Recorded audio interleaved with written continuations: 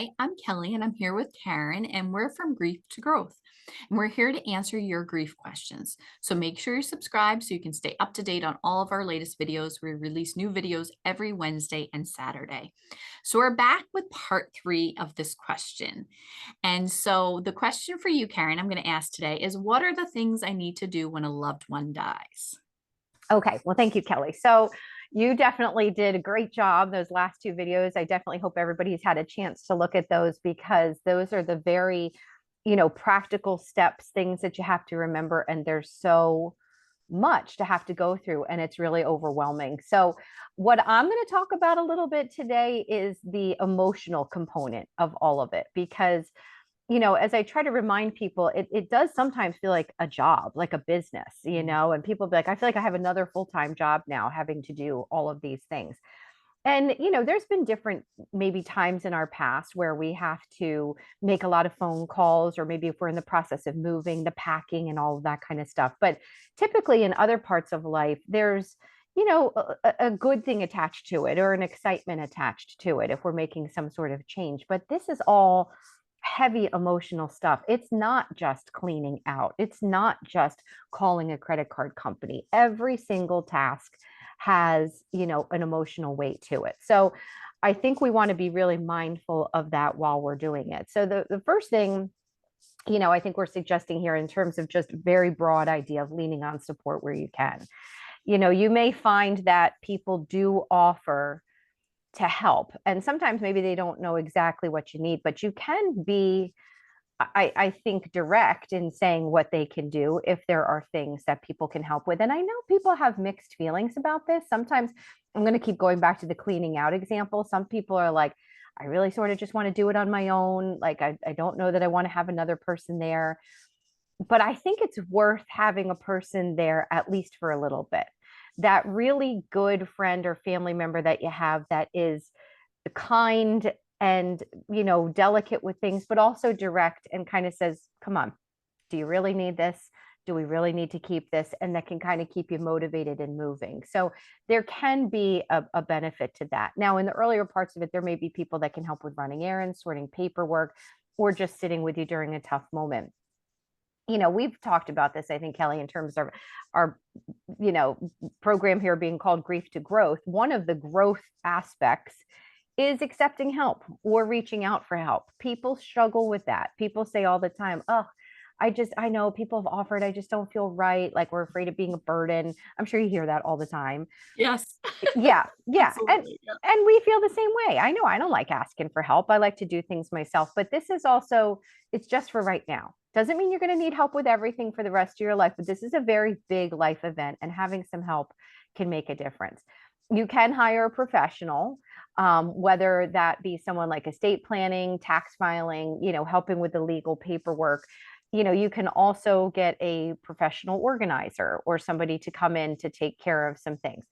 I recognize that with some of this, there's cost involved, and not everybody has the luxury to do that. So if you can do it, that's great. But also maybe there's a friend who's very good at these things.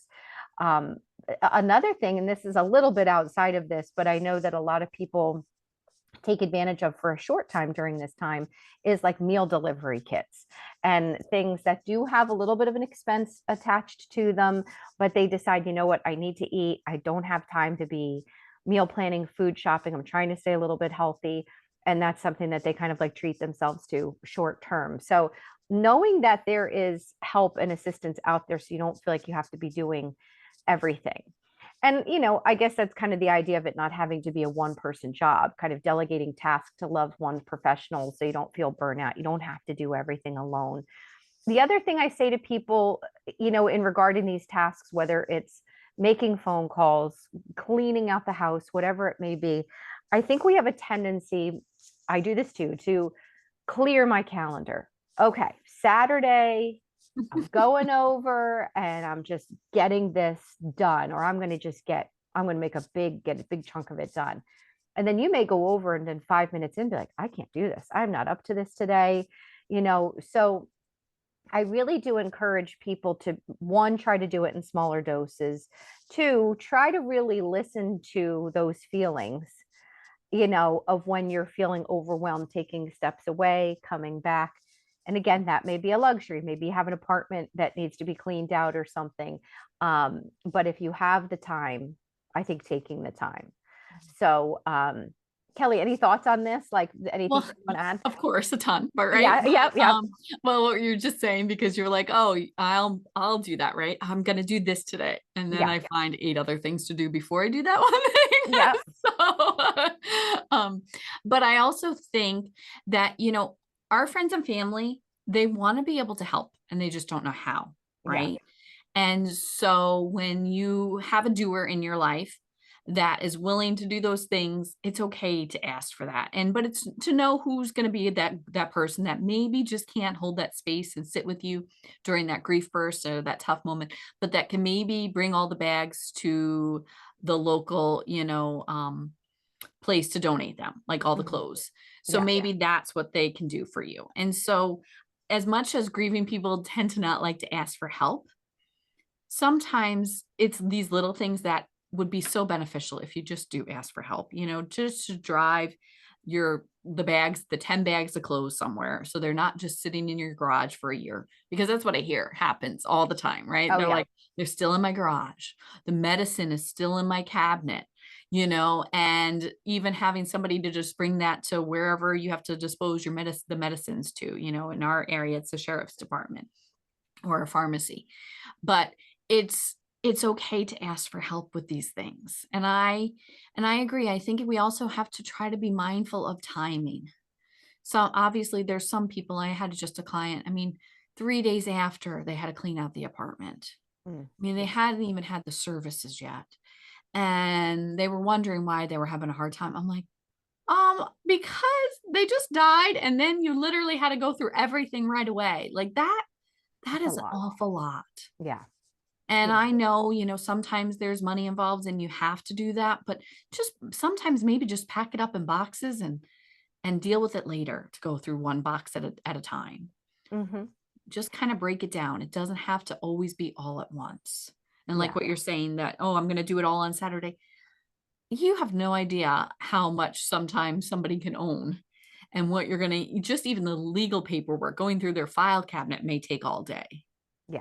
Absolutely, absolutely. And the things that you don't know that you're going to find along the way that just may knock you sideways. I mean, and kind of adding on to that idea of asking a friend to help or letting them help. I always try to remind people too how much we all like to help and how good we feel, and how often we deny other people that feeling. Yep. I like when someone lets me help them, especially at a time like this where I'm feeling very helpless. And so rather than being a burden, like is what it may feel like, you're really kind of gifting that person an opportunity to help you and feel good about what they're doing. So I think if we sometimes remember the other side of it and what it feels like to be helping, um, the other thing I know I talk to people a lot about too is sometimes the idea of doing things in stages. So there's going to be such a different amount of luxury of time here. As we said, some people do have to do things right away. But even then, as you said, put it in boxes. And then if you have a place to just put it aside until you feel more able, I won't say ready because nobody's ever ready, but more Mhm. able, to do those things.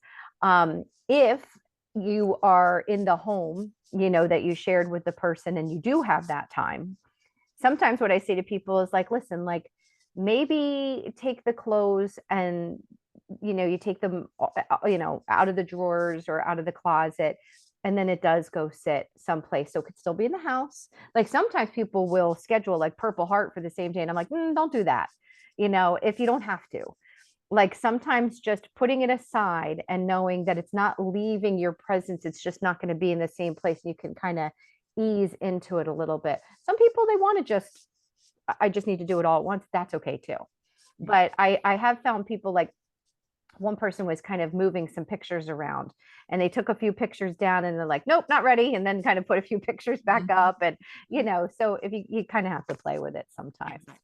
Yeah. So I mean, the whole idea really is just about self-compassion with all of this, and really being mindful of, your expectations for yourself during this time, and just trying to give yourself a little bit of grace, and not trying to have that same sort of like push that we would normally would to accomplish a task. I mean, acknowledging the emotional weight is important. I mean, all of these things can feel overwhelming. So it's okay if you're feeling drained, and sometimes you have to remind people, if this is the case, you've never done this before, or you've never done it to this scale.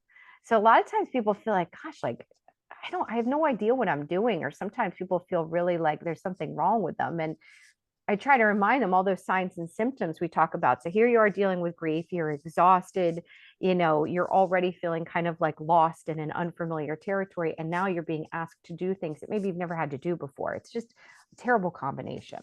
So setting realistic expectations is important. You don't have to do everything at once, as we said.